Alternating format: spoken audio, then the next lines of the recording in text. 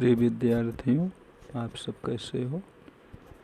ईश्वर से प्रार्थना करता हूँ कि आप स्वस्थ और खुश रहें, आपका भविष्य उज्ज्वल हो, समय का सदुपयोग करें। बच्चों, पाठ 2 बापू की कुटिया में पढ़ाया जा रहा है। तो स्वाध्याय का क्वेश्चन नंबर 5 है। स्वाध्याय का क्वेश्चन नंबर 5 बताना है। आशय स्पष्ट कीजिए। आशय स्पष्ट कीजिए में क्वेश्चन नंबर 5 के अंतर्गत 3 क्वेश्चन दिया है। तो इसका आशय स्पष्ट करना है, आपको व्याख्या करना है, विस्तार करना है। पहला क्वेश्चन है, आदमी का दुर्भाग्य भी कभी कभी सौभाग्य बन जाता है। अपोजिट है, जैसे सौभाग्य का दुर्भाग्य। सौभाग्य दुर्भाग्य एक दूसरे का विरोधी है। तो आदमी का दुर्भाग्य भी कभी कभी सौभाग्य बन जाता है। इसका विचार विस्तार करना है, आशय स्पष्ट करना है। तो केयरफुल होकर के सुनिएगा और समझिएगा। मनुष्य के जीवन में सौभाग्य और दुर्भाग्य उसके प्रत्येक कार्य की सफलता और असफलता से जुड़े होते। जीवन में सुख दुख आता है तो कार्य की सफलता और असफलता से जुड़े होते हैं। सौभाग्य दुर्भाग्य आता है, जीवन में उतार चढ़ाव आता है तो कार्य की सफलता और असफलता से संबंधित होते हैं। मनुष्य कार्य की सफलता को अपना सौभाग्य और असफलता को दुर्भाग्य मानता है। अगर मनुष्य जो कार्य कर रहा है, अगर उस कार्य में सफल हो जाता है तो सौभाग्य, और उस कार्य में असफलता मिले तो अपने को दुर्भाग्यशाली मानता है, मेरा लक साथ नहीं दिया, बैड लक रहा। पर कभी कभी मनुष्य के जीवन में दुर्भाग्य भी सौभाग्य बनकर आता है। उदाहरण के लिए, एक रेलगाड़ी में किसी विशेष दिन किसी व्यक्ति को आरक्षित टिकट मिलना उसके लिए सौभाग्य का सूचक होता है। पर जिस व्यक्ति को उस दिन कोशिश करने के बावजूद उस रेलगाड़ी में आरक्षित टिकट नहीं मिल पाता, यानी रिजर्वेशन नहीं मिल पाता, तो उसके लिए यह दुर्भाग्य का सूचक होता है। पर संयोग से किसी कारणवश उस दिन गाड़ी की दुर्घटना हो जाए तो उसमें आरक्षित टिकट पर यात्रा करने वाले यात्री का सौभाग्य दुर्भाग्य में बदल जाता है और आरक्षित टिकट से वंचित रह जाने वाले व्यक्ति का टिकट न पाने का दुर्भाग्य सौभाग्य में बदल जाता है। अगर कोई होनी अनहोनी घटना घट जाए तो दुर्भाग्य जो है सौभाग्य में बदल जाता है। जैसे आप लोग अकबर बीरबल की कहानी जानते होंगे। अभी मैं सौभाग्य दुर्भाग्य का भी उदाहरण बताता हूँ। यह उस व्यक्ति का सौभाग्य ही था कि दुर्घटना होने वाली रेलगाड़ी में उसे आरक्षित टिकट नहीं मिला और वह दुर्घटना का शिकार होने से बच गया। इसी प्रकार से बच्चों, अकबर बीरबल, अकबर जो है दरबार में बैठे थे और अचानक उनका हाथ जो है वह अंगुली उनकी कट जाती है।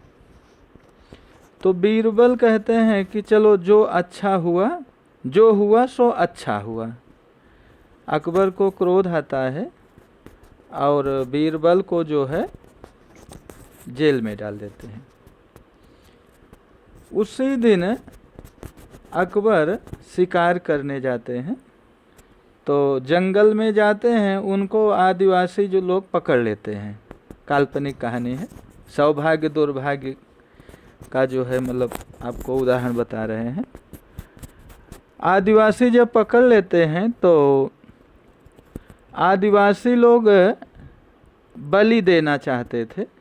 उनके कोई देव हैं तो नरबली के लिए वे लोग पुरुष की तलाश कर रहे थे जंगल में। तो जब सम्राट अकबर को ले जाते हैं अपने मंदिर में, जो पुरोहित हैं दिखाते हैं कि इसको मैं पकड़ के लाया हूँ, नरबली के लिए परफेक्ट है। तो मंदिर का जो पुजारी है अकबर को देखता है, उसे क्या मालूम कि ये राजा हैं। जब पूरे शरीर का अवलोकन करता है, देखता है, तो कहता है कि ये नर जो है खंडित है। खंडित का मतलब कि इसकी अंगुली में चोट लगी है, ऐसा नर लाओ कि वो अखंडित हो। तो सौभाग्य से जो है अकबर को आदिवासी लोग छोड़ देते हैं, और जब आते हैं तो अपने दरबारियों का आदेश देते हैं कि बीरबल को जेल से रिहा कर दिया जाए। तो बच्चों, बीरबल ने कहा कि जो हुआ सो अच्छा हुआ। अगर अकबर के अंगुली में चोट ना लगती, सही सलामत रहते, तो वे जो है आदिवासी जो पकड़ ले गए थे उनके पुजारी उनको नरबली दे देते।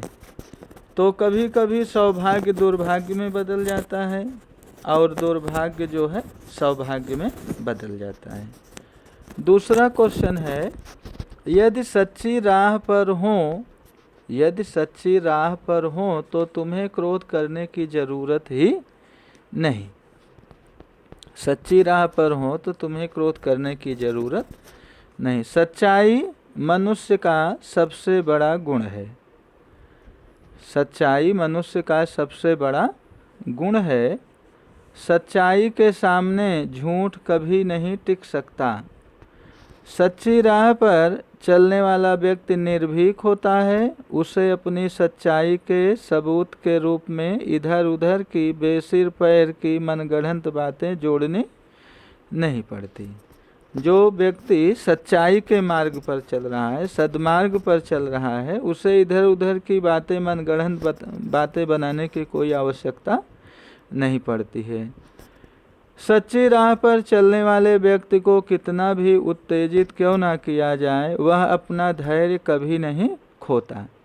वह अपना पेशेंस जो है कभी नहीं खोता है। इसका कारण यह है कि उसे यह पता होता है कि आखिरकार विजय उसके सच की ही होगी। सच्चाई की राह पर चलने वाला व्यक्ति शांतिपूर्ण ढंग से अपने लक्ष्य की ओर बढ़ता रहता है। जैसे कहावत है कि सत्य जो है परेशान तो होता है लेकिन पराजित नहीं होता। उसी प्रकार से सच्चाई के मार्ग पर जो व्यक्ति चलता है वह अपने लक्ष्य की ओर बढ़ता है। इसका प्रत्यक्ष प्रमाण है महात्मा गांधी। वे देश को स्वतंत्र कराने का उद्देश्य लेकर सच्ची राह पर आगे बढ़े। उन पर अनेक प्रकार के अत्याचार हुए, पर उन्होंने कभी प्रतिक्रिया में क्रोध नहीं किया। जैसे महात्मा गांधी जी अनकॉमन पर्सन थे, साधारण पुरुष नहीं थे, असाधारण पुरुष थे। कभी भी उन्होंने कोई प्रतिक्रिया नहीं किया, कभी क्रोध नहीं किया, गुस्सा नहीं किया। वे शांतिपूर्ण ढंग से निष्ठापूर्वक सच्चाई के मार्ग पर चलते रहे और एक दिन अपने उद्देश्य में सफल हुए। उन्होंने देश को आज़ाद कराकर ही दम लिया। तो इस प्रकार से जो सच्चाई के मार्ग पर चलते हैं उन्हें क्रोध करने की ज़रूरत नहीं है। वे अपना पेशेंस कभी नहीं खोते हैं। तीसरा प्रश्न है, झूठ शब्दों में झूठ शब्दों में निहित नहीं है, छल करने में है। चुप्पी साध कर भी झूठ बोला जा सकता है। वापस समझिएगा, झूठ शब्दों में निहित नहीं है, छल करने में है। चुप्पी साध कर, शांत होकर भी झूठ बोला जा सकता है। आमतौर पर, इसका आंसर होगा आमतौर पर खुलकर साफ साफ शब्दों में किसी सच बात को उसके विपरीत रूप में बनाकर कहना या पेश करना झूठ कहलाता है। अगर सच बात को बढ़ा चढ़ा करके अगर पेश करते हो तोड़ मरोड़ के पेश करते हो तो झूठ कहलाता है। इसके अतिरिक्त झूठ के अन्य रूप भी हैं और ये साफ साफ शब्दों में झूठ बोलने से कहीं अधिक बुरे होते हैं। ये झूठ छल कपट के रूप में होते हैं। ऐसे मामलों में किसी सच बात को सच न कहकर उस पर चुप्पी साध कर दोहरे अर्थ वाले शब्दों का प्रयोग कर किसी शब्दांश पर विशेष ओर देखकर आँख से संकेत कर तथा किसी वाक्य को विशेष महत्व आदि देकर झूठ का प्रयोग होता है। जैसे दोहरे शब्दों का प्रयोग करके लोग झूठ बोलते हैं। जैसे महाभारत का दृष्टांत बताते हैं। अश्वत्थामा हाथी था और अश्वत्थामा जो है द्रोणाचार्य का पुत्र था। तो भगवान कृष्ण ने युधिष्ठिर से कहा कि अगर आप चाहें तो द्रोणाचार्य का वध हो सकता है। उन्होंने कहा कि हम तो झूठ नहीं बोलेंगे। तो संजोग से अश्वत्थामा हाथी का भीम ने वध कर दिया।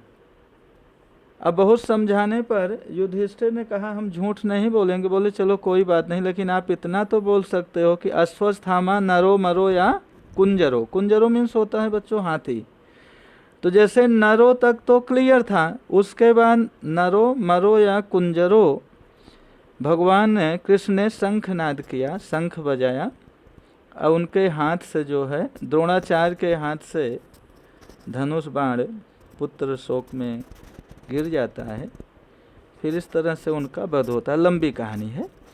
तो झूठ जो है दोहरे अर्थ में भी बोलते हैं। इस प्रकार की हरकतों का गूढ़ अर्थ अथवा आशय साधारणतः प्रत्यक्ष रूप में नहीं खुलता, पर वास्तव में यह बहुत महत्व रखता है।